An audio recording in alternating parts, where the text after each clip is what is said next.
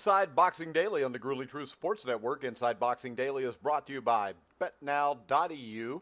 If you want to bet on the fights this weekend, if there are any, or any other weekend, or you want to bet a little football in the next month coming up, or baseball, make sure you go to BetNow.eu. Use the promo code TRUTH50 to get a 50% cashback bonus on your first deposit up to $1,000.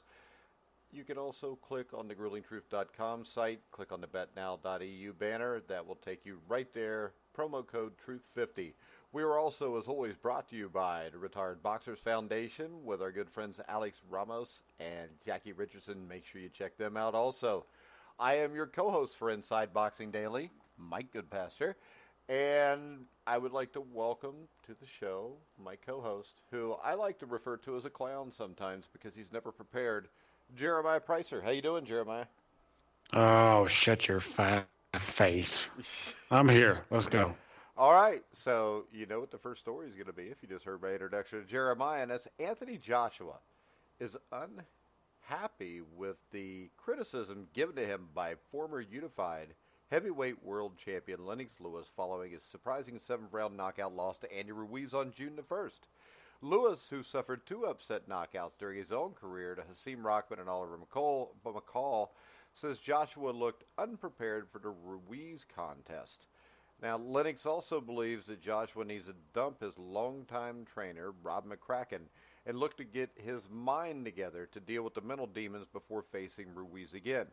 Joshua has shown no interest in getting rid of McCracken, and he's also resistant to the idea that he should take a tune-up before facing Ruiz a second time. What do you think, Jeremiah? Is Lennox Lewis out of line here?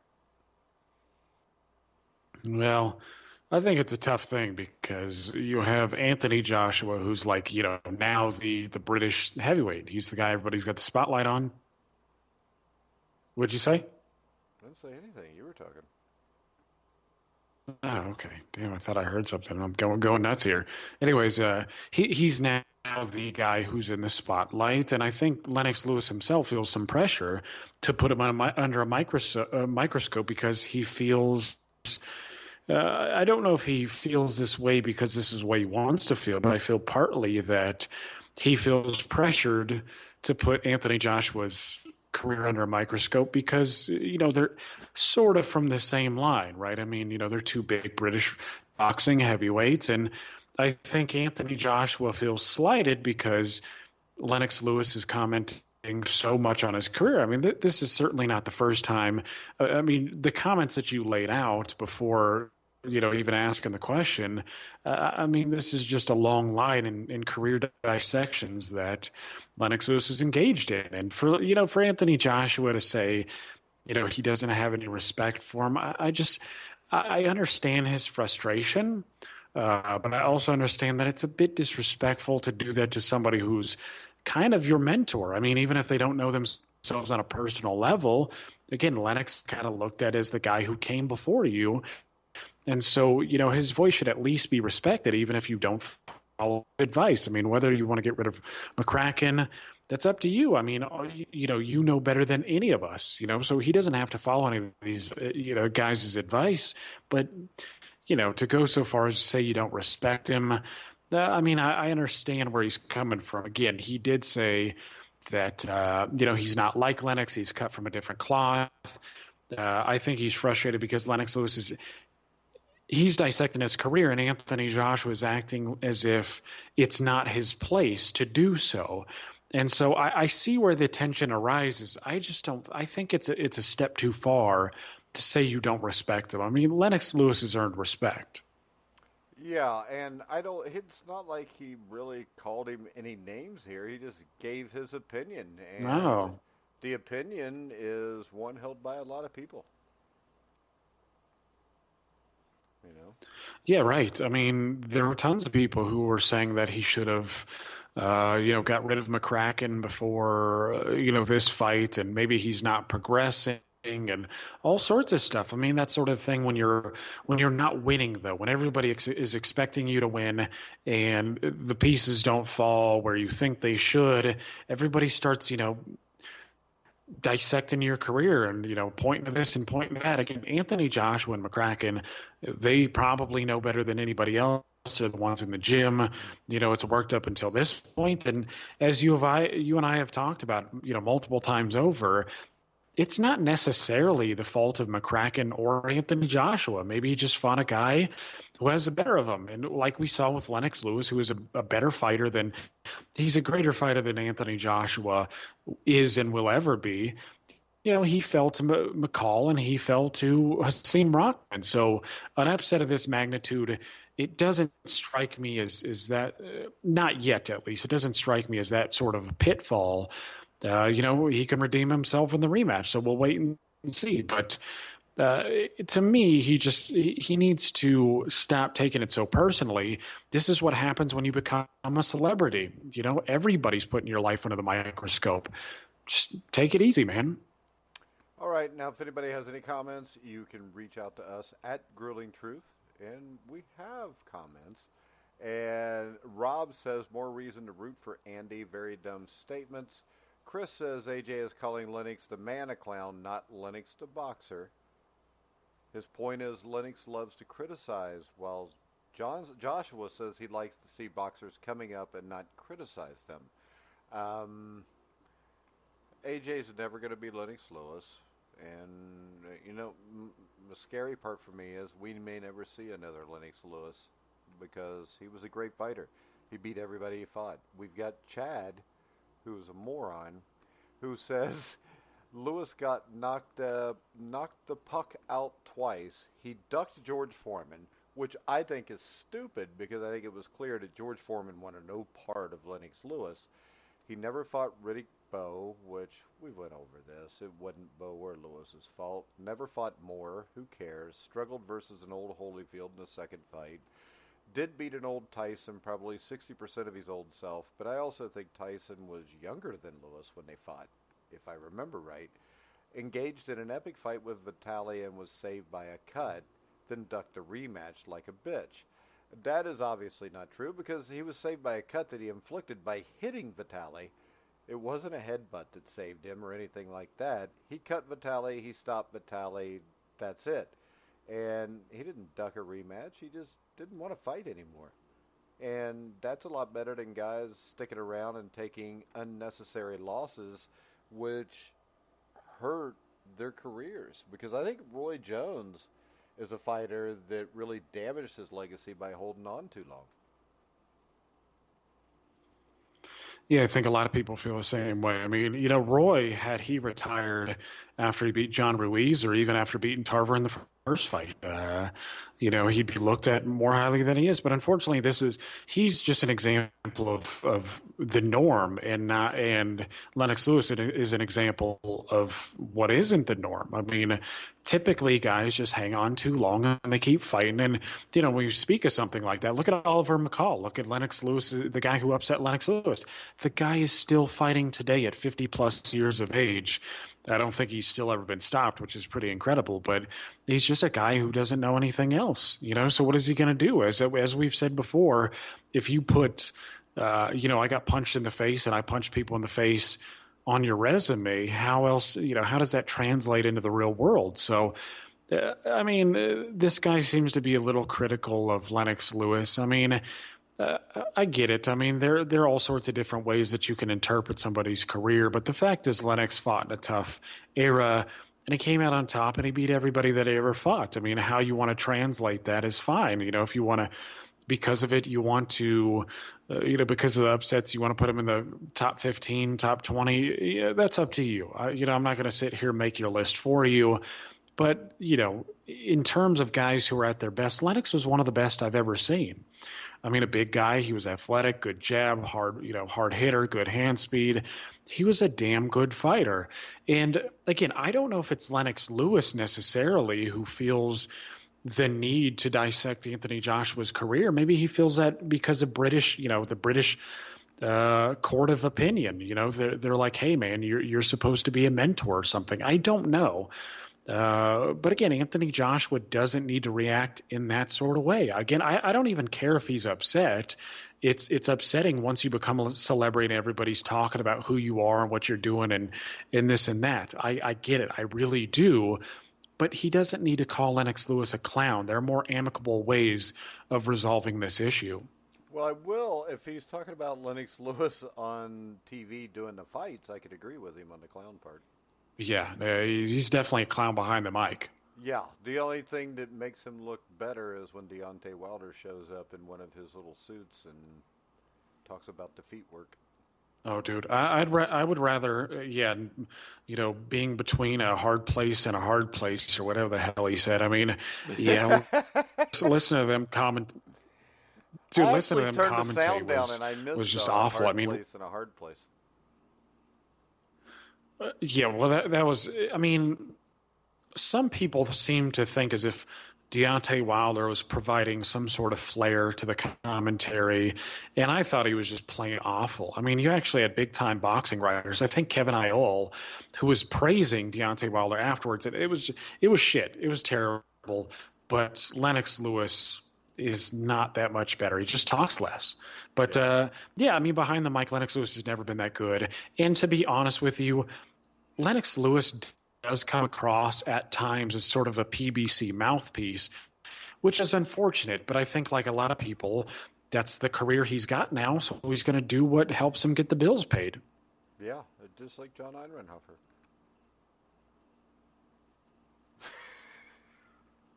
I had to say that. All right, let's move on.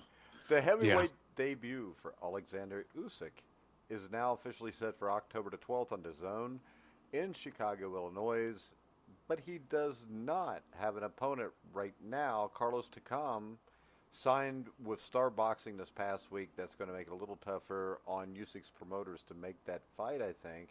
Where do you think Usyk goes, or do you think he'll still get the fight with Takam?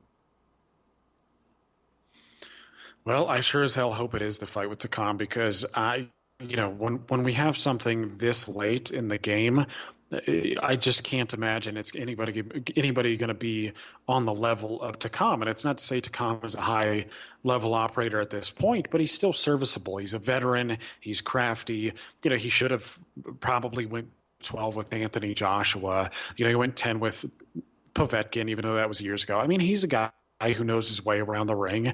And I thought it was a solid first fight in his jump. I mean, we've talked about it before, and you get some people who are hypercritical of the whole thing, and then when we talked about this in the past, and you look at guys like Evander Holyfield and some others, this is perfectly normal, this level of opposition. So, and the fact that Alexander Usyk is next in line for the WBO, again, it really doesn't strike me as being all that bad. I mean, Usyk to me is perfectly capable of hanging with these guys. But yeah, I don't know who's going to come in. I hope it's Takam. A late-minute replacement isn't going to do a whole lot for us. But again, this is just a feel-good thing. This is for him to acclimate to the division. He'll be just fine. He's likely winning the fight anyway, so it's not that big of a deal either way. But I do want Takam. I just want to see what happens next. Well, it would be much better to see him against Takam than a Dave Allen or a David Price or a Sergey Kuzmin, which I think is where we'd be headed. Yeah, well, Kuzmin actually just had a fight. He's actually fighting Michael Hunter, the guy who actually fought Usyk. So he's already got something lined up. But yeah, something like Allen or Price. I don't want to see Usyk anywhere near guys at that caliber. I think Allen Derek showed Chisora that he would be interesting. Yeah, I would love to see that. But actually, Chisora is fighting. I'm not sure if you heard, but Chisora is going to be fighting Joseph Parker. When's that? I don't think they have a date set, but that's in talks. It's just in talks then. They could still throw a bunch of money some way and get that done. All right, how about this? Leonard Ellaby trying to make Tevin Farmer versus Gervonta Davis. Think there's any way that gets made? Man. Well, I've heard that the offer for, what was it, Showtime has already been turned down, or the offer for DAZN. I can't quite remember which one it was, because I saw a few media people talking about that. All right, real quick. It just does $2 million for Farmer to fight the unbeaten Davis on Showtime this fall. Okay, isn't there another? Chris Mannix. Okay, wasn't there another offer? I thought there was. I thought Matchroom there was an offer for Boxing. DAZN. Yeah, Matchroom Boxing. Eddie Hearn has offered Tank Davis $5 million for him to fight Farmer on DAZN.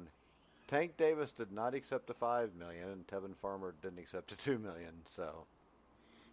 Oh my God, here we go, man. It's over and over again with these guys. I mean, this is why you could hear a healthy amount of skepticism in Tevin Farmer's voice in the post-fight interview of his last fight. I mean, he's like, hey, we keep offering their team money. They keep turning it down. We don't know what the hell's up. So if they don't accept, we're just going to move on. I mean, I don't know what the hell is going on. I mean, naturally, I want to put the blame on Gervonta Davis and Floyd Mayweather's people because they just haven't shown themselves to be great promoters. Gervonta Davis is talking about how he wants to. I think that this is more of a Tevin Farmer problem because I really think that Gervonta Davis would kick Tevin Farmer's ass, so I don't know why he wouldn't want to take it. Well, yeah, I mean, I agree. I actually agree that Gervonta Davis would beat Tevin Farmer, but the problem is that what Tevin Farmer said was that they had already offered Gervonta Davis's people, Floyd Mayweather, they'd already offered them money in the past, and he made it sound as if there were multiple offers, and they keep rejecting them.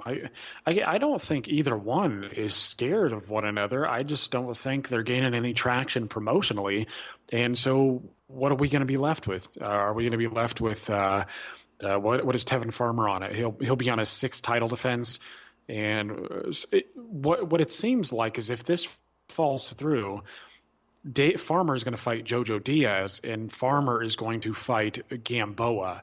The Jojo Diaz fight, I don't mind, but Gamboa for Davis at this point, come on, man. This is a guy who's ranked number 2 in his division, and he's beaten Pedraza. He's beaten one top 10 guy. Again, to me, this more of the blame is on Davis. He really needs to step up his competition.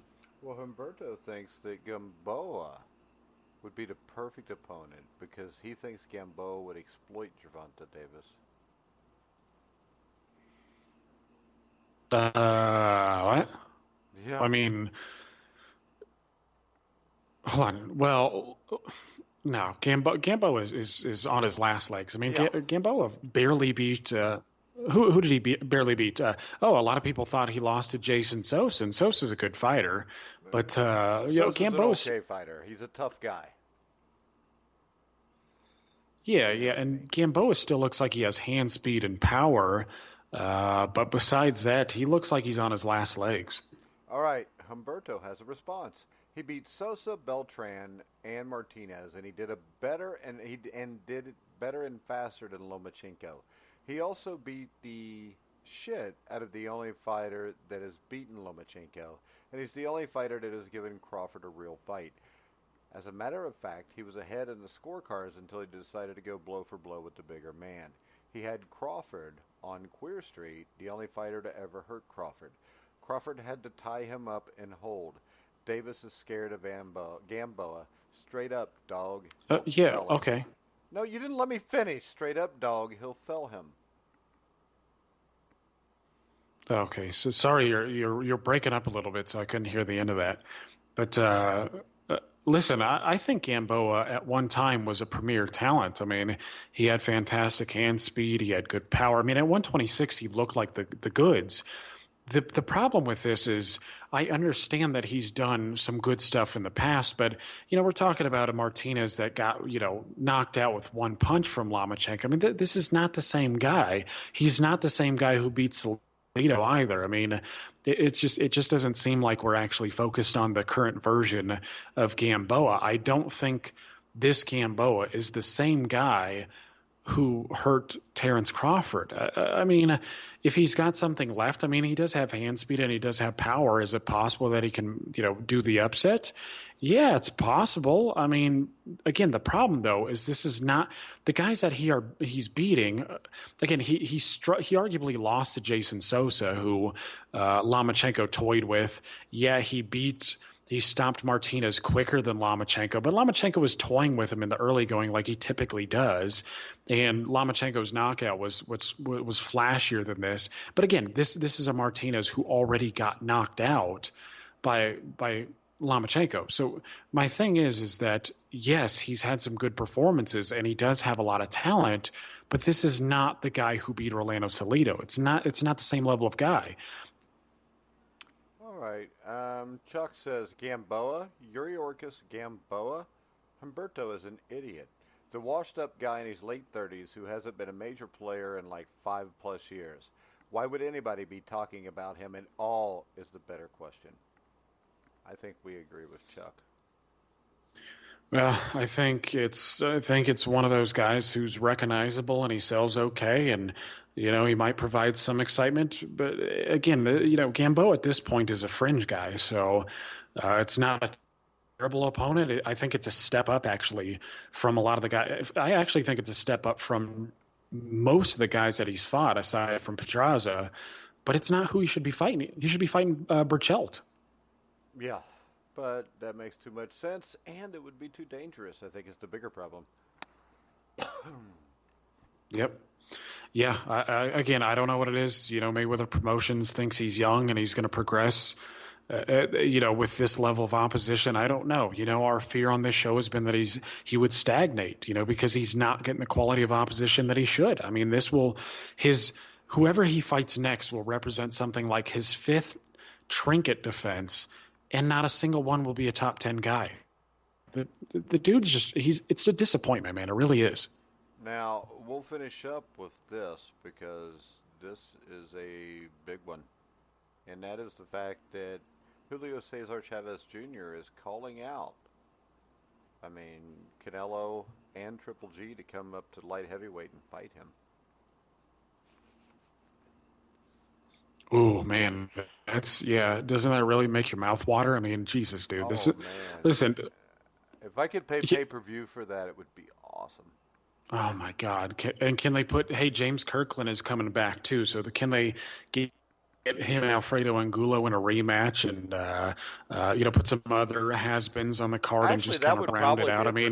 I actually watched Julio Cesar Chavez. Yeah, at least I would. But did you see Julio Cesar Chavez Jr.'s last fight? No, because I don't think you could call it a fight. Okay. Why?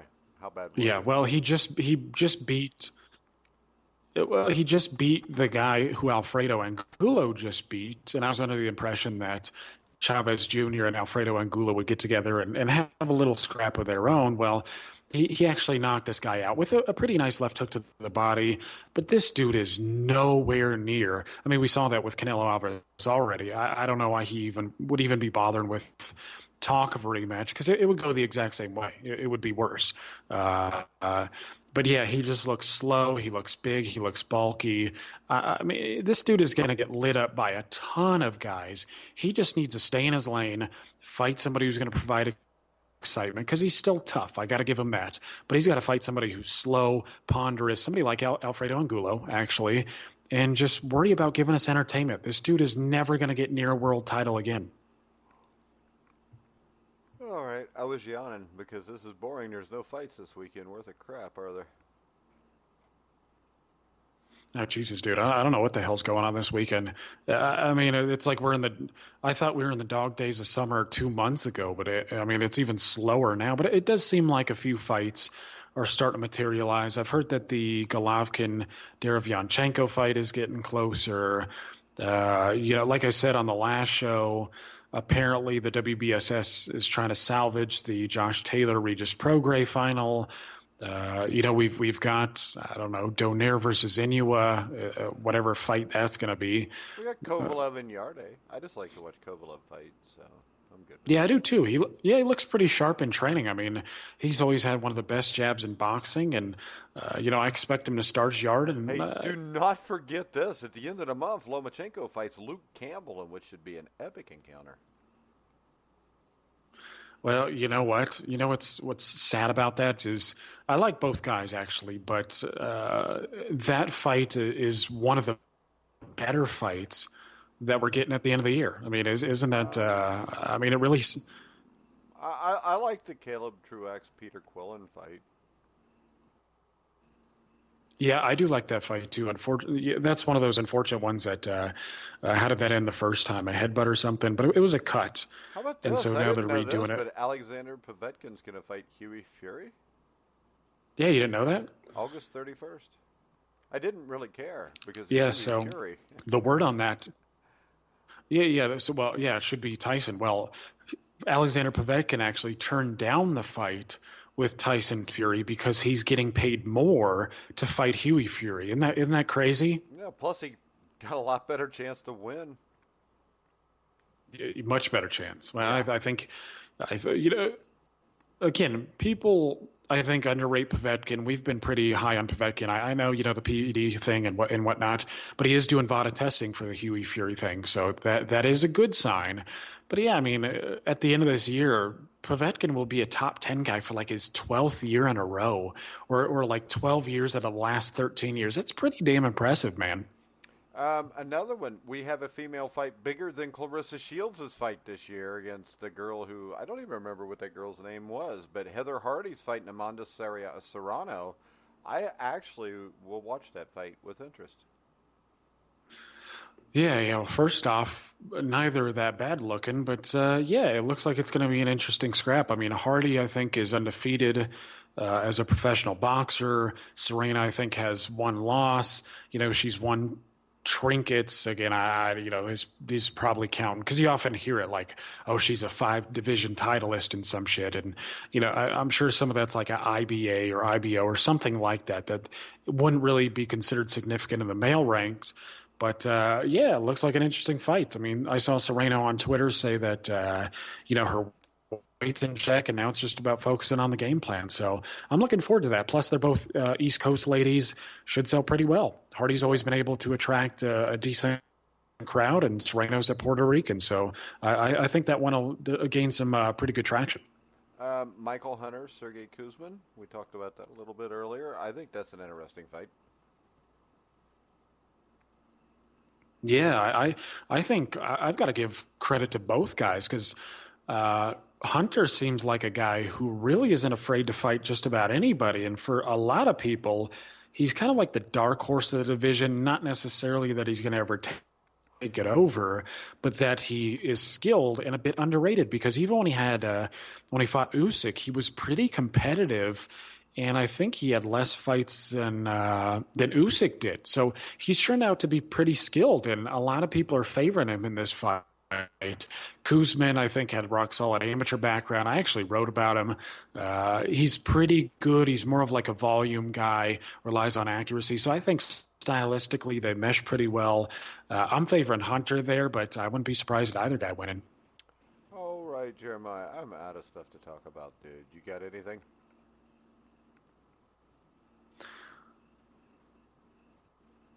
I'm sorry, say that again? So I'm out of stuff to talk about. You got anything? Yeah, I'll just mention one other thing that yeah, I'll mention one other thing, and it's so Kostya Tszeu's son, Tim Tszyu, just scored, I think it was his 14th or 15th victory against a guy named Dwight Ritchie. I don't think he's ever going to be on Kostya Tszeu's level. I mean, the sons of damn good fighters, never really get to that point, but he looks pretty solid as a middleweight so far, and you can just see that he's being built towards a big domestic showdown with Jeff Horn. But yeah, I like what I see out of the kid so far. Now, again, he's never going to be a great fighter, but he looks pretty damn good. Well, like you said, they never turn out to be what the father was, if the father was great, in most cases. There have been a few here or there that weren't too bad, but whatever happened to Ronald Hearns or Aaron Pryor Jr.? Ouch. Yeah, that's the norm. Or Julio Cesar Chavez Jr. Or didn't Salvador Sanchez have I don't think a son, but he had he had somebody in his family fight. Yeah, Hector Camacho Jr. wasn't that good. I remember David Lemieux blitzed him. Oh my God, he knocked him out badly. You can find that film. It's worth going to YouTube and check it out. Who? David Lemieux knocked his head off. Knocked whose head off? The thing cut out. I didn't hear what you said. Oh yeah, I said David Lemieux knocked Hector Camacho Jr.'s head off. I think there was a fair amount of people that knocked Hector Camacho Jr.'s head off, wasn't there? Because Yeah, you yeah, remember, there Hector was. Camacho Yeah. Jr. was a dude that HBO was trying to build up. I remember they had him on a few cards, and then he started getting his ass whipped. Yep, started losing to domestic level guys, and so they just padded his record, but yeah, he never turned out to be much. All right. I'm out of stuff to talk about, Jeremiah. So everybody can follow us at Grueling Truth. We are here most nights at 11 o'clock, sometimes a little bit earlier for Inside Boxing Weekly with John Einreinhofer. Make sure you go check out the Retired Boxers Foundation with Alex Ramos and Jackie Richardson. They do a great job there helping old retired fighters. You can find them on Facebook at the Retired Boxers Foundation. Also go to betnow.eu, and first deposit, you get a 50% cash back bonus up to $1,000. So if you put $1,000 in, you got $1,500 to play with. If you get 50 in, you get $75 to play with. Use the promo code TRUTH50 to get that discount. All right, guys, we're going to wrap it up. I want to remind everybody we'll be back tomorrow morning at 1 o'clock. Well, I guess that's not the morning. Tomorrow, just afternoon at 1 o'clock with Survive in Advance with myself and Steve Risley. So make sure you check us out there. Probably talk a little NFL from the preseason games tonight where my Cincinnati Bengals won. So this is obviously the year they will finally win the Super Bowl. So we're going to wrap the show up. I want to remind everybody to go like us. Leave a comment on iTunes. Like us and leave a comment on everything you can find us on. We're on pretty much everywhere. iHeartRadio, Spotify, Spreaker, Stitcher, TuneIn. Any sport you like, we've got something on it. We just had, this week, we added a Canecast, the Miami Hurricane college football podcast that you can hear weekly on The Grueling Truth. Also, the Bros Talking Soccer, which is our new weekly soccer podcast, which is done by three brothers who are in the States to talk Premier League, MLS, everything soccer. Also, a big one that we added last night on gruelingtruth.com is former three-time Super Bowl champion, San Francisco 49er offensive lineman Randy Cross. So you can hear the Randy Cross podcast on the Grueling Truth Sports Network once a week on, I believe, Wednesday nights. So make sure you go do that. You go to the Facebook page. Make sure you give us a like there. Tell your friends about us. And if you want, you can donate to the PayPal button on the front of the gruelingtruth.com page. We'd appreciate anything you can give. So, remember, you can hear all of our shows on iHeartRadio, iTunes, TuneIn, Spreaker, Stitcher, Spotify, wherever you find sports podcast, you'll find the Grueling Truth. So, for Jeremiah Preisser, I'm Mike Goodpaster. You've been listening to the Grueling Truth, where the legends speak.